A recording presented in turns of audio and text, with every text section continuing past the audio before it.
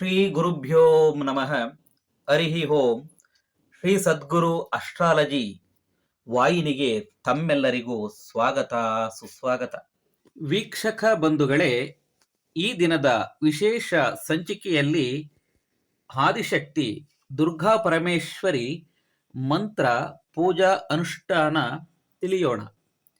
ವೀಕ್ಷಕರೇ, ಮಹಾಶಕ್ತಿಯನ್ನ ಪರಬ್ರಹ್ಮ ಸ್ವರೂಪಳು, ಜಗತ್ತಿನ ಸೃಷ್ಟಿ ಸ್ಥಿತಿ ಲಯ ಕಾರಣಳು, ಬ್ರಹ್ಮ ವಿಷ್ಣು ಮಹೇಶ್ವರರ ತ್ರಿಮೂರ್ತಿಗಳ ಸೃಷ್ಟಿಯ ಕಾರಣವೇ ಮಾತಾ ಮಹಾತಾಯಿ ಎಂದು ತ್ರಿಮೂರ್ತಿಗಳಿಗೆ ಸರಸ್ವತಿ, ಮಹಾಲಕ್ಷ್ಮಿ, ಪಾರ್ವತಿಯ ರೂಪದಲ್ಲಿ ಅನುರಕ್ತ ಶಕ್ತಿಯಾಗಿ ಪ್ರತಿಬಿಂಬಿಸಿದ್ದಾಳೆ.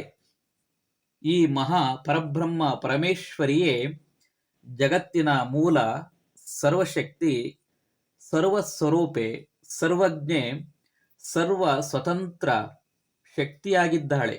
ವೀಕ್ಷಕರೇ, ಸಕಲ ಗ್ರಹಗಳು, ಸಿದ್ಧಪುರುಷರು, ಯೋಗಿಗಳು, ಋಷಿ ಮುನಿಗಳು, ದೇವಗಣಗಳು ಪರಾಶಕ್ತಿಯ ಉಪಾಸನೆಯಿಂದ ಅನಂತ ಶಕ್ತಿಯನ್ನ ಪಡೆದು ಶಕ್ತಿವಂತರಾಗಿದ್ದಾರೆ. ಸ್ತ್ರೀ ಪುರುಷರು ತಮ್ಮ ಪೂರ್ವ ಕರ್ಮ ಬಂಧನದಿಂದ ಗ್ರಹಬಾಧೆ, ಋಣಬಾಧೆ, ಶತ್ರುಬಾಧೆ, ರೋಗ ರುಜಿನಗಳು, ಮೃತ್ಯುಭಯ ಇನ್ನೂ ಮುಂತಾದ ಸಂಕಷ್ಟಗಳಿಂದ ನರಳುತ್ತಿರುತ್ತಾರೆ. ಈ ಎಲ್ಲವನ್ನು ಸಹ ಅವರ ಜನ್ಮ ಜಾತಕ ಕುಂಡಲಿಯಲ್ಲಿ ನಾವು ನೋಡಬಹುದು. ಈ ಎಲ್ಲ ಸಂಕಷ್ಟಗಳ, ಜಾತಕಗಳ ದೋಷಗಳ ನಿವಾರಣೆಗೆ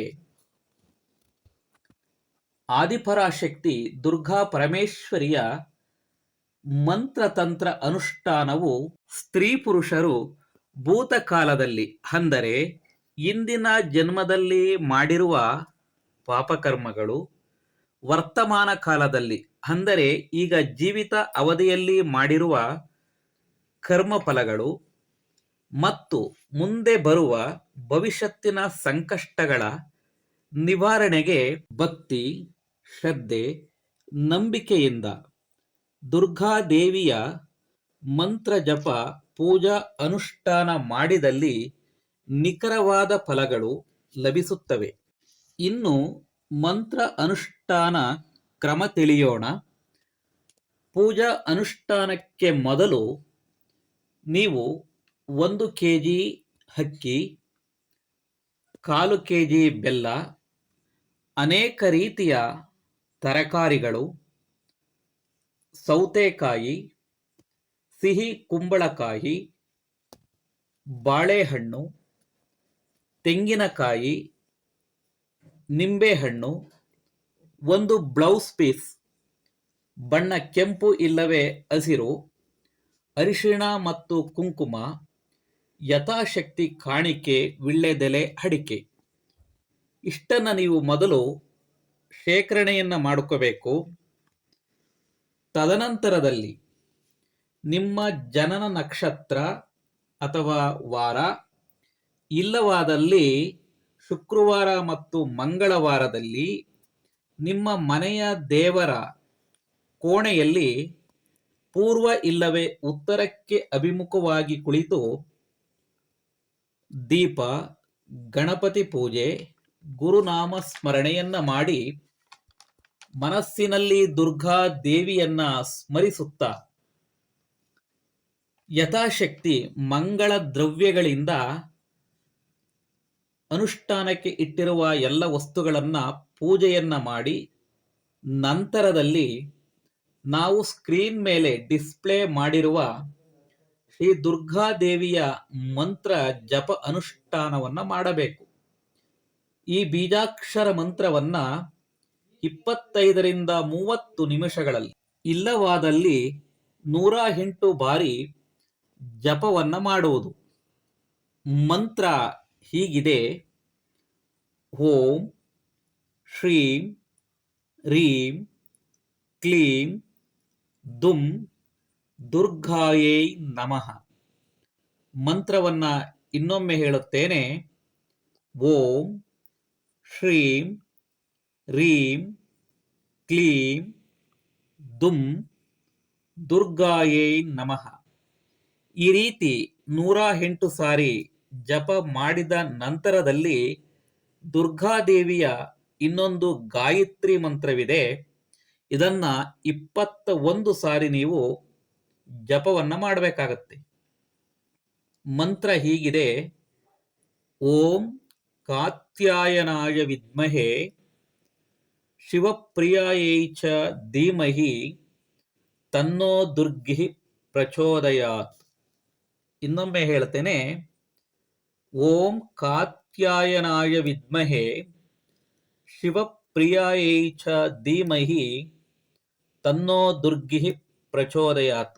ಈ ಮಂತ್ರವನ್ನ ಅನುಷ್ಠಾನ ಮಾಡಿದ ನಂತರದಲ್ಲಿ ಆದಿಪರಾಶಕ್ತಿ ದುರ್ಗಾ ಪರಮೇಶ್ವರಿಯನ್ನ ನೀವು ಈ ರೀತಿ ಪ್ರಾರ್ಥನೆಯನ್ನ ಮಾಡ್ಕೋಬೇಕಾಗತ್ತೆ. ಆ ಪ್ರಾರ್ಥನಾ ಮಂತ್ರ ಹೀಗಿದೆ. ಓಂ ದುರ್ಗೆ ದುರಿತ ಸಂಹಾರೆ ದೃಷ್ಟತುಲ್ಹಾಂಚ ಪಾವಕೆ ಐಶ್ವರ್ಯ ಮಾಯುರಾರೋಗ್ಯಂ ಇಷ್ಟಂ ಸಿದ್ಧಂಚ ದೇಹಿಮೆ. ಇನ್ನ ಒಮ್ಮೆ ಹೇಳ್ತೇನೆ. ಓಂ ದುರ್ಗೆ ದುರಿತ ಸಂಹಾರೆ ದೃಷ್ಟ ತುಲ್ಹಾಂಚ ಪಾವಕೆ ಐಶ್ವರ್ಯ ಮಾಯುರಾರೋಗ್ಯಂ ಇಷ್ಟಂ ಸಿದ್ಧಂಚ ದೇಹಿಮೆ. ಆ ದುರ್ಗಿಯನ್ನ, ದುರ್ಗಿ ಅಂದರೆ ಸಮಸ್ತ ದುರ್ಗತಿಗಳನ್ನ, ದೃಷ್ಟ ಅರಿಷ್ಟಗಳನ್ನ, ಪಾಪ ಶಾಪಗಳನ್ನ ನಾಶ ಮಾಡತಕ್ಕಂತಹ ಮಹಾಶಕ್ತಿಯೇ ದುರ್ಗೆ ದುರಿತ ಸಂಹಾರ ಮಾಡತಕ್ಕಂಥ ಮಹಾಶಕ್ತಿಯೇ ದೃಷ್ಟ ತುಲ್ಲಾಂಚ ಪಾವಕೆ.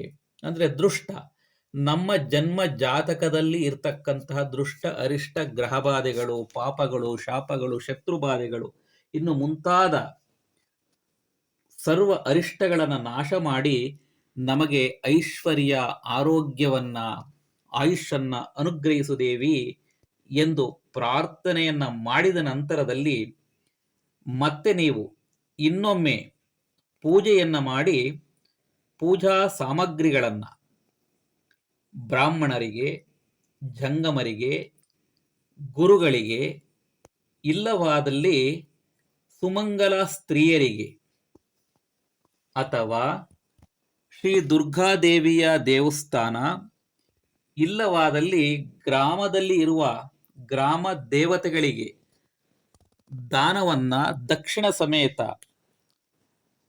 ಕೊಟ್ಟು ಬರುವುದರಿಂದ ನಿಮಗೆ ಸರ್ವ ರೀತಿಯಲ್ಲೂ ಶುಭ ಫಲಗಳು ದೊರೆಯುತ್ತವೆ.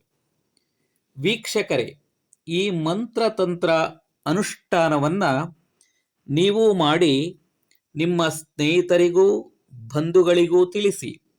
ನಿಮಗೂ ನಿಮ್ಮ ಕುಟುಂಬಕ್ಕೂ ಶ್ರೀ ದುರ್ಗಾ ಪರಮೇಶ್ವರಿಯ ಆಶೀರ್ವಾದ ಇರಲಿ ಎಂದು ಆಶಿಸುತ್ತೇವೆ.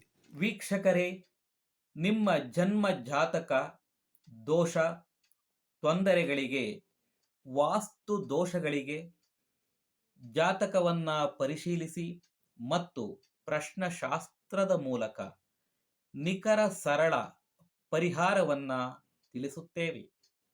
ಇನ್ನು ಹೆಚ್ಚಿನ ಮಾಹಿತಿಗೆ ನಮ್ಮ ಮೊಬೈಲ್ ನಂಬರನ್ನು ಸಂಪರ್ಕಿಸಿ. ಈ ಮಾಹಿತಿ ಇಷ್ಟವಾದಲ್ಲಿ ಲೈಕ್ ಮಾಡಿ, ಶೇರ್ ಮಾಡಿ, ಹೆಚ್ಚಿನ ವಿಡಿಯೋಗಳಿಗೆ ಸಬ್ಸ್ಕ್ರೈಬ್ ಮಾಡಿ. ಸರ್ವೇ ಜನಾಃ ಸುಖಿನೋ ಭವಂತು. ಮುಂದಿನ ಸಂಚಿಕೆಯಲ್ಲಿ ಮತ್ತೆ ಸಿಗೋಣ. ಧನ್ಯವಾದಗಳು.